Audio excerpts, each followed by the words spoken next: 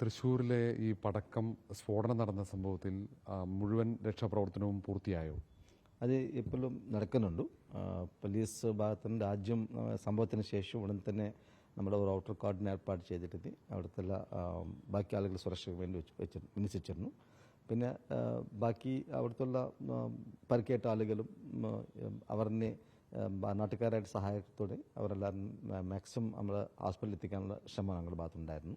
പിന്നെ ഭയങ്കര ചൂടായതുകൊണ്ട് അവിടുത്തെ സ്ഫോടനത്തിന് ശേഷം ഉള്ളിൽ കിടക്കാനുള്ള ഒരു പരിസ്ഥിതി ഇല്ലാതെ കൊണ്ട് പോലീസ് അങ്ങോട്ടേക്ക് പരമാവധി ശ്രമിക്കുന്നുണ്ട്. We also deployed a drone to അവിടുത്തെ സ്ഥിതിനെ വീക്ഷിക്കാൻ വേണ്ടി ഡ്രോണും ഡിപ്ലോയ് ചെയ്തിട്ടുണ്ട്. കുറച്ച് കാര്യങ്ങൾ മനസ്സിലായിട്ടുണ്ട് ഡ്രോണിൽ അതിലേക്ക്.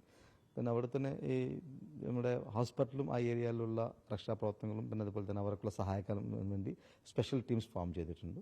തൃശ്ശൂർ കമ്മീഷണർ നേതൃത്വത്തിൽ we formed a special investigation team and also special teams have been constituted to expediate the ഇൻക്വസ്റ്റും അതുപോലത്തെ കാര്യങ്ങൾ നോക്കാൻ വേണ്ടി. We also deploying more manpower tonight again കുറച്ചുകൂടെ അവിടുത്തെ സുരക്ഷ വർദ്ധിയാക്കാൻ വേണ്ടി. ഈ സ്ഫോടനം എന്താണ് അതിന്റെ കാരണമെന്ന് ഒരു പ്രാഥമിക നിഗമനം പോലീസിനുണ്ടോ?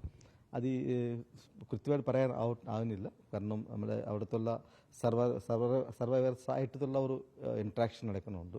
അതിനുശേഷം മാത്രമേ പറയാൻ പറ്റുന്നതാണ്. That we do not right now do not have the exact reason for the spot. ഒരു വിശദമായ അല്ലെങ്കിൽ സമഗ്രമായ അന്വേഷണം ഈ കാര്യത്തിൽ വേണ്ടി വരും.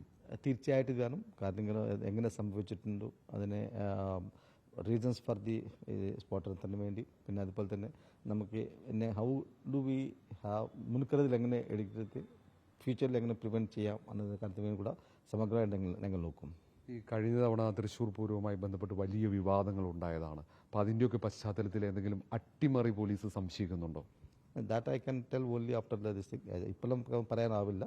പക്ഷേ ഇത് പ്രോപ്പറായിട്ടുള്ള എല്ലാ കാര്യങ്ങളിലും എല്ലാ വിഷയങ്ങളും നോക്കിയിട്ട് തന്നെ അന്വേഷണം നടത്തുന്നതാണ്. അപ്പം അന്വേഷണത്തിന് പ്രത്യേക സംഘമാണോ, ആരുടെ നേതൃത്വത്തിലായിരിക്കും അന്വേഷണം നടക്കുക?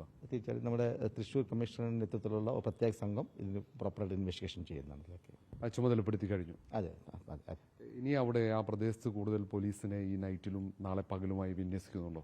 തീർച്ചയായിട്ടും ആൾറെഡി നമുക്ക് ടോട്ടൽ ഏരിയ കോർഡൻ ചെയ്തിട്ടുണ്ട്. ആ ഏരിയയിലേക്ക് എല്ലാവരും പോവാതെ നോക്കാൻ വേണ്ടിയും അതിന് ആവശ്യമുള്ള മുൻകരുതൽ എടുത്തിട്ടുണ്ട്.